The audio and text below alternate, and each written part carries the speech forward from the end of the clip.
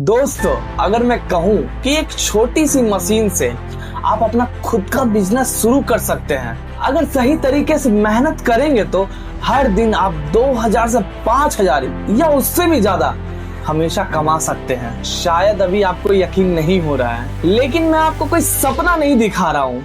मैं आपको ऐसा बिजनेस बताने जा रहा हूँ कि लाखों व्यापारी इस छोटे बिजनेस को भी चला रहे हैं और इससे बहुत मुनाफा कमा रहे हैं। सबसे मजेदार बात यह है कि इस बिजनेस को शुरू करने के लिए ना आपको बड़ी दुकानें चाहिए, ना आपको बड़ी मशीनें चाहिए और ना ही आपको बहुत सारा पैसा चाहिए।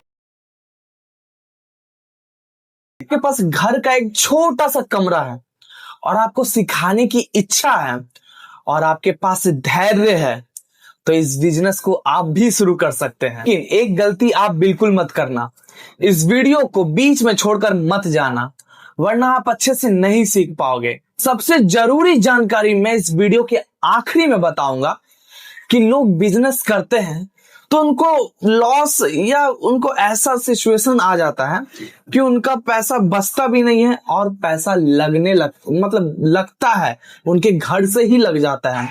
इससे बचने का तरीका और कैसे पैसा कमाया जाए मैं इस वीडियो में आपको सब बताऊंगा। तो चलिए बिना समय गवाए इस वीडियो को स्टार्ट करते हैं। दोस्तों, आज हम बात कर रहे हैं मसाला पैकेजिंग बिजनेस की। मसाला को पैकेजिंग और ब्रांडिंग करने की बात कर रहा हूं। जगह है जो बहुत लोग कम निवेश में ही शुरू करते हैं, लेकिन आपको ये करना क्या है? आपको अब सबसे पहले क्या चाहिए? एक छोटी सी हीट सीलिंग मशीन आपको चाहिए, जो एक प्लास्टिक का जो छोटा सा थैली होता है ना, उसको सील करने के काम आता है ये मशीन। इसके अलावा आपको क्या चाहिए?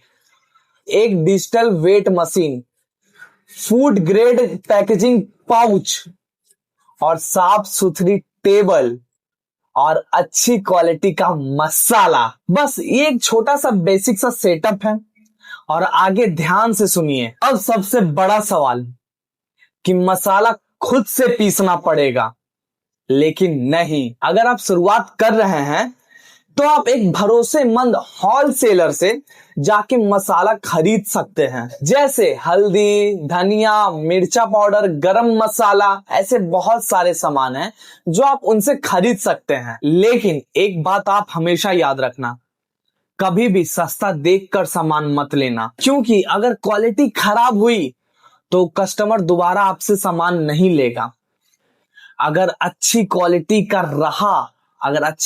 का आप खरीदे, पैकेजिंग किए और उसको सेल किए तो कस्टमर आपके पास दोबारा आए। मान लीजिए आपने 10 किलो हल्दी खरीदी और उसको 50 ग्राम, 100 ग्राम, 200 ग्राम, 250 ग्राम पैक में बांटना है, तो उसको डिजिटल मशीन से वजन कीजिए।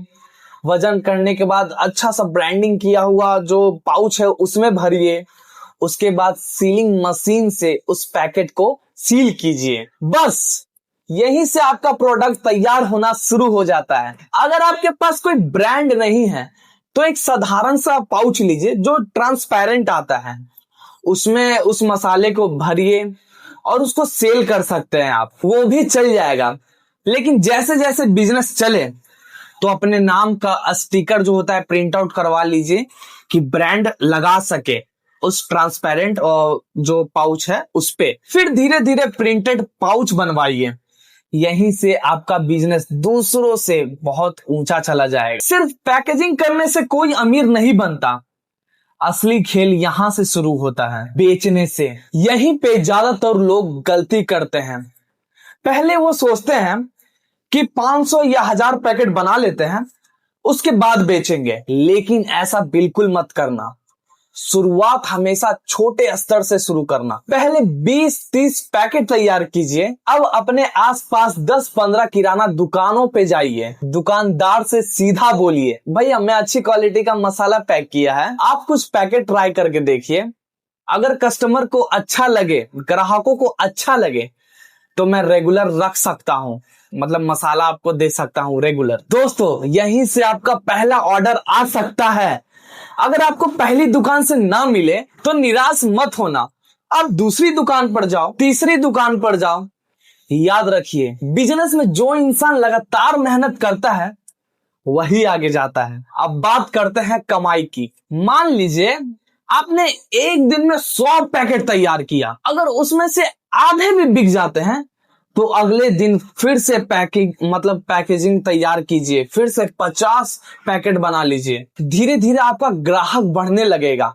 लेकिन एक बात का ध्यान दीजिए, कमाई का हमेशा कोई तय नंबर नहीं होता। यह इस बात पर निर्भर करता है कि आपकी लागत कितनी है, आपकी बिक्री कितनी है और आप किस दाम पर बेचते हैं इसको। इसीलिए किसी भी वीडियो में बताए गए आंकड़ों की कोई गारंटी मत समझिए। आप हिसाब खुद बनाइए। आपकी जितनी अच्छी बिक्री होगा उतना अच्छा मुनाफा होगा। अपनी ब्रांडिंग कैसे करें? अब बहुत लोग सोचेंगे कि अपनी ब्रांडिंग कैसे करें। यही चीज छोटे व्यापारी को बड़ा बनाती है।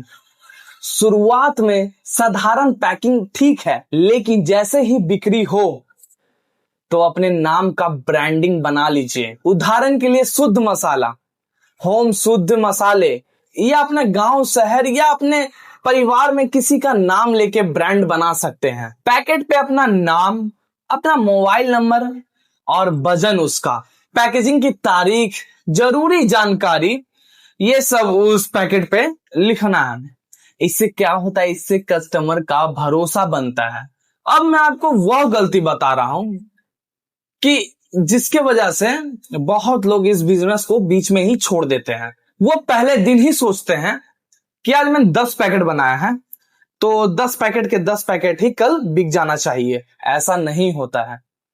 पहले ग्राहक बनते हैं, फिर भरोसा बनता है, और वही आपके नए ग्राहक भी लेकर आएगा। और एक जरूरी बात, अगर आप खाने पीने का सामान पैक करके मार्केट में बेच रहे हैं तो अपने इलाके का नियमों का पालन कर कर जरूर बेचें। जैसे जरूरी लाइसेंस, जरूरी रजिस्ट्रेशन जहां जरूरी हो, जहां लागू हो, उन्हें वहां पूरा करें और साफ सफाई का पूरा ध्यान रखें।